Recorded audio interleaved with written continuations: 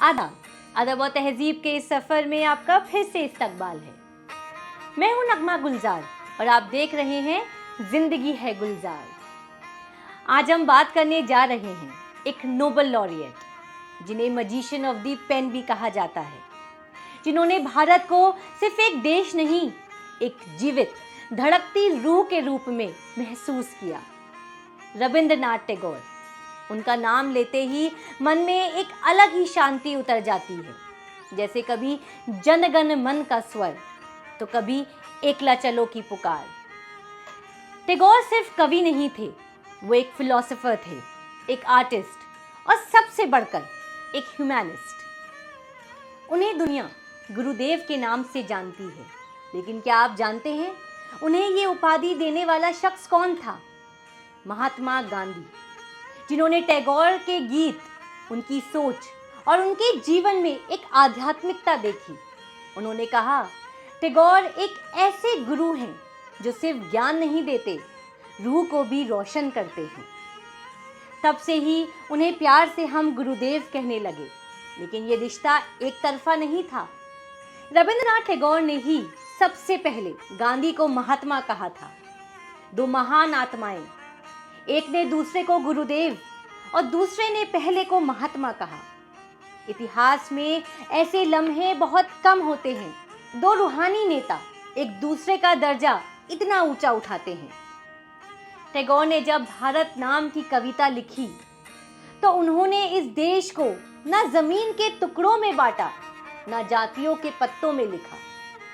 उनके भारत में न हिंदू अलग था, न मुसलमान अलग था, न अमीर बड़ा था और न गरीब छोटा था।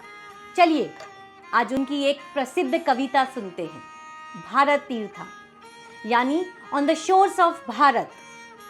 ये कविता एक सपना है, एक ऐसे भारत का सपना जहां अलग अलग स्ट्रीम से आई धाराएं एक सागर में मिल जाती हैं।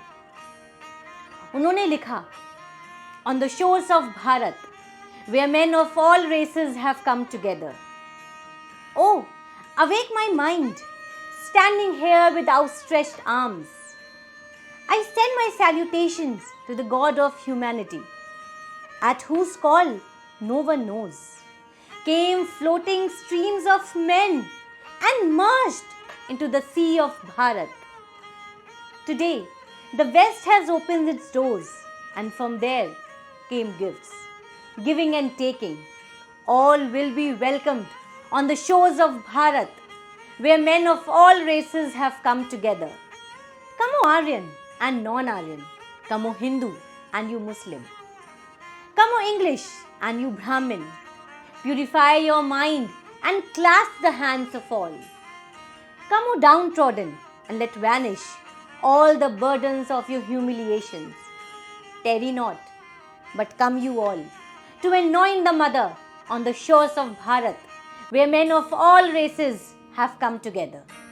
उनके लिए भारत सिर्फ एक राष्ट्र नहीं था, भारत एक तीर्थ था, एक यात्रा, एक ऐसी जगह जहां सभी धर्मों, सभी जातियों और सभी भाषाओं के लोग मिलते हैं, एक दूसरे को समझते हैं और इंसानियत की एकता में रंग जाते हैं। रविंद्रनाथ टैगोर का जन्म 7 मई 1861 को कोलकाता के एक वेल्दी और रेप्यूटेड फैमिली में हुआ था।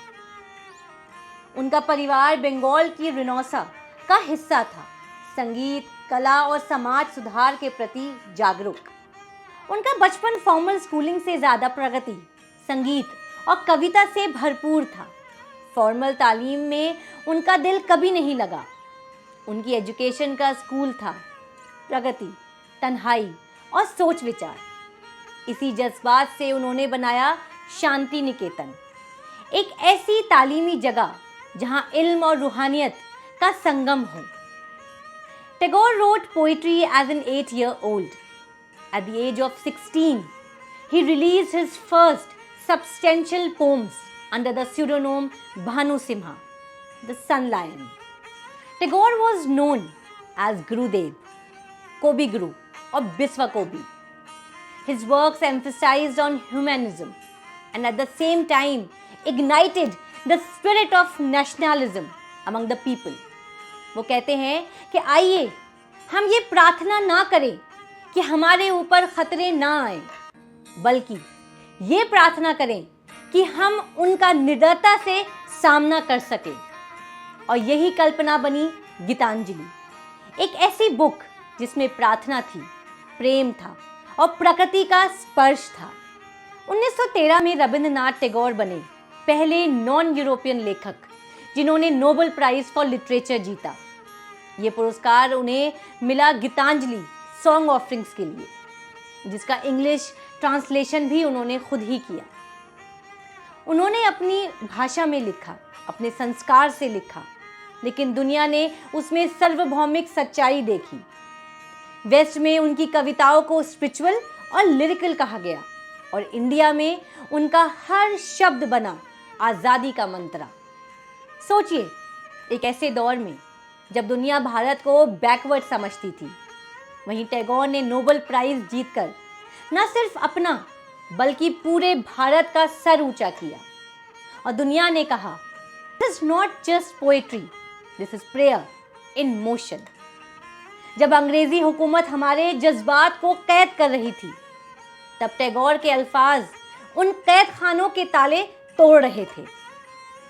टैगोर ने लिखा, where the mind is without fear and the head is held high, where knowledge is free, where the world has not been broken up into fragments by narrow domestic walls, where words come out from the depth of truth, where tireless striving stretches its arm towards perfection, where the clear stream of reason has not lost its way into the dreary desert sand of dead habit, where the mind is led forward by thee into ever-widening thought and action, into that heaven of freedom, my Father, let my country awake। वो भारत जहाँ जहन आज़ाद हो और ज़ुबान खौफ से पाक हो। ये सिर्फ एक दुआ नहीं थी, ये एक दावत थी अपने अंदर के इंसान को जगाने की। रविंद्रनाथ टैगोर ने हमें सिखाया कि कलम सिर्फ अल्फाजों का साथी नहीं, वो तो एक रूह का सफ़र है। उनका गीत एकला चलो रे, ये सिर्फ एक गीत नहीं, एक जज्बा है कि जब पूरा जहां खिलाफ हो, तब भी सच्चाई के रास्ते पर अकेले चलने का हौसला टैगोर से ही सीखा जा सकता है। उन्होंने 2000 से ज़्यादा गाने लिखे, जिन्हें आज हम रविंद्र संगीत कहते हैं, जिनमें प्रेम भी है, प्रकृति भी है और देशभक्ति भी। जब जलियांवाला बाग में खून की नदियां बह गईं, तब उन्होंने ब्रिटिश सरकार का नाइट अवार्ड लौटा दिया। ये एक खामोश लेकिन शक्तिशाली विरोध था। तब जलियांवाला भारत उनके लिए एक लिविंग एंटिटी थी, जहां सभी सेक्स, सभी लोगों का मिलन हो। एक ऐसा तीर्थ जिसे उन्होंने भारत तीर्था कहा। For his 70th birthday, Gandhi wrote about Tagore in an anthology, The Golden Book of Tagore. He said, in common with thousands of his countrymen, I owe much to one who by his poetic genius and singular purity of life has raised India in the estimation of the world. बहुत बहुत शुक्रिया आप सबका मेरे साथ जुड़ने के लिए। बहुत खुश रहिए क्योंकि जिंदगी है गुलजार। Please like, share and subscribe my channel. Also follow me on Instagram and Facebook. शुक्रिया।